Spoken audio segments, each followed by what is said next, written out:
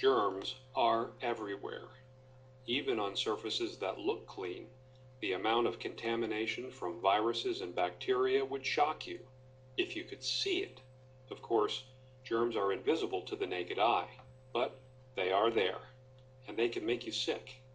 H1N1, staph, influenza A, salmonella, MRSA, norovirus, HIV type 1, E. coli, and others. A way to measure germs on surfaces is by using a device called a luminometer. Germs contain an energy molecule called adenosine triphosphate, or ATP for short. When ATP is exposed to a special liquid, it emits light based on how much ATP is present. The higher the reading, the more contaminated the surface is.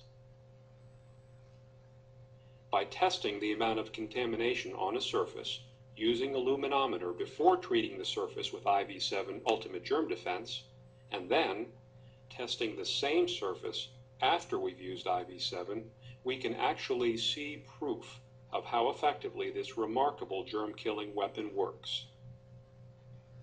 So, let's put IV-7 Ultimate Germ Defense to the test. First, we'll swab this counter to read the level of germ contamination. Keep in mind that this is pretty typical of everything you touch during a typical day.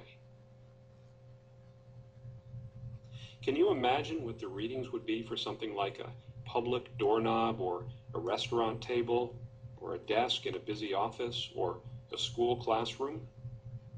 Here's the contamination reading. 4,878 relative light units, or RLUs. Remember, the higher the number, the more contamination there is.